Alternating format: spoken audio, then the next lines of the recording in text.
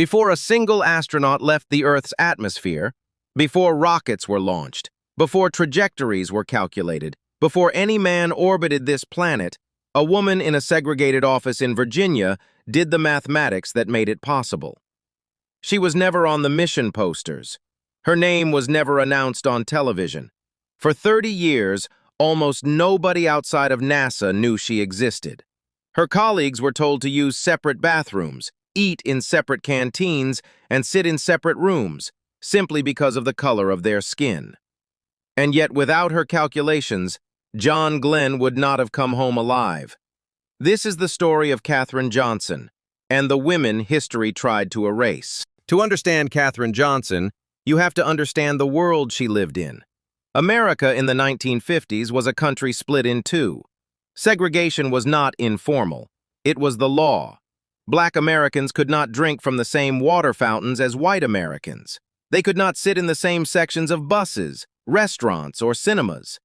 In Virginia, where Katherine worked, segregation was enforced with absolute rigidity.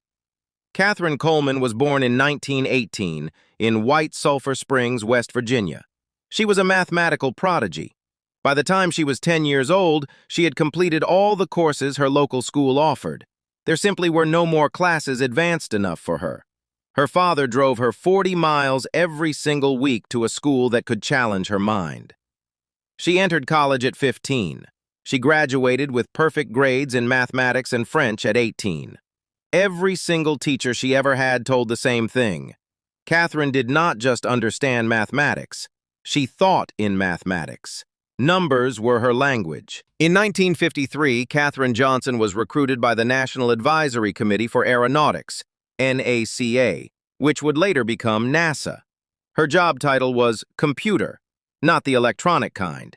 In the 1950s, a computer was a human being, someone who performed calculations by hand. NACA employed hundreds of these human computers.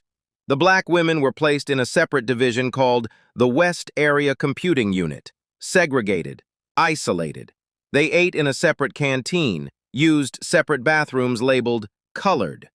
They were brilliant mathematicians, and they were treated as invisible. Katherine's supervisor told her on her first day that she would be assigned temporarily to one of the flight research teams.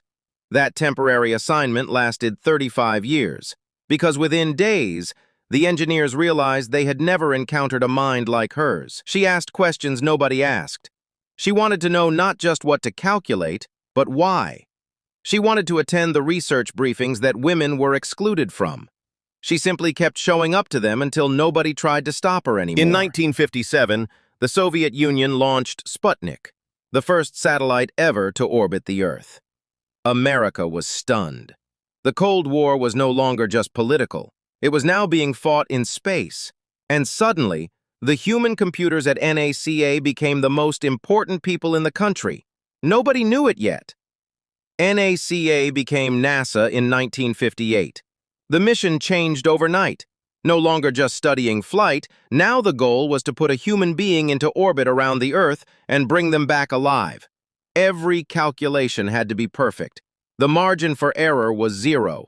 One wrong number, and an astronaut would die. Katherine Johnson was assigned to calculate the trajectory for the Freedom 7 mission, Alan Shepard's historic flight, which made him the first American in space in 1961.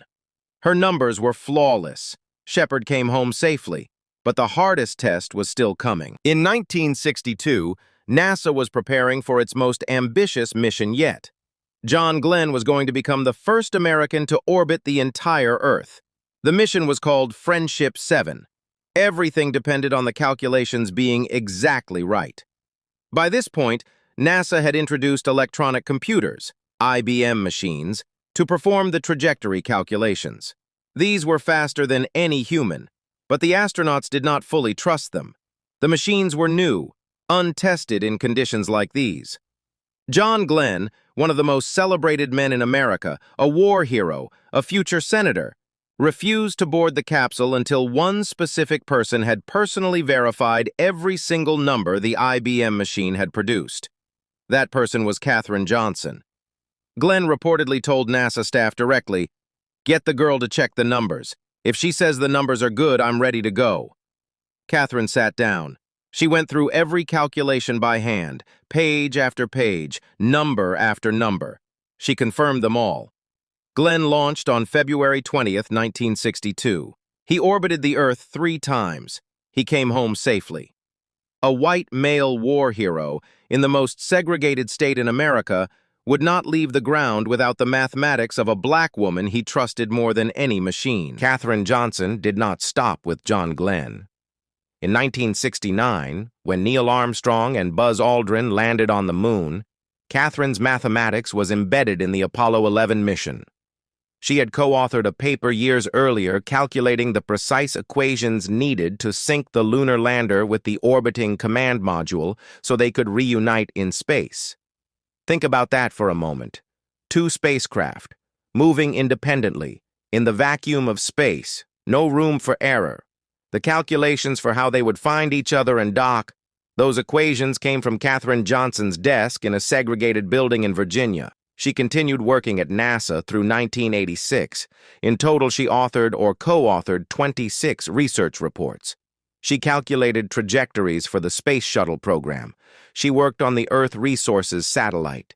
She was, by every objective measure, one of the most consequential mathematicians of the 20th century. When Katherine Johnson retired in 1986, she did not receive a parade. There was no ceremony broadcast on television. Her name did not appear in the history books that school children read. The mission posters and commemorative photographs showed astronauts and white male engineers. The women who made the missions possible were simply absent. Dorothy Vaughan, Mary Jackson, Christine Darden, Katherine Johnson. These women had calculated, verified, and enabled some of the most extraordinary human achievements in history.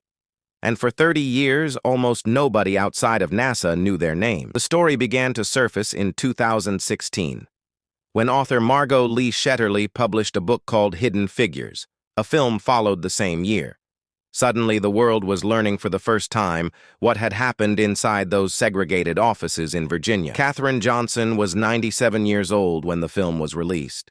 She sat in a cinema and watched herself portrayed on screen. She had waited nearly a century for the world to know what she had done. In 2015, 1 year before the film came out, President Barack Obama awarded her the Presidential Medal of Freedom, the highest civilian honor in the United States. She was 96 years old. Katherine Johnson died on February 24, 2020. She was 101 years old. NASA Administrator Jim Bridenstine said, "She was an American hero and her pioneering legacy will never be forgotten." In 2017, 1 year after Hidden Figures was released, NASA renamed one of its facilities the Katherine G. Johnson Computational Research Facility. The building in which she was once told to use a different bathroom now bears her name. History did not erase Katherine Johnson. History tried. It failed. Because the mathematics she wrote still holds. The trajectories she calculated still work. The astronauts she brought home safely are still alive. You cannot erase a woman whose work is written into the orbit of the Earth itself. This is History Loop. The stories they tried to bury. If this moved you, subscribe now. The next story is even darker. And drop a comment below. You know Katherine Johnson's name before today?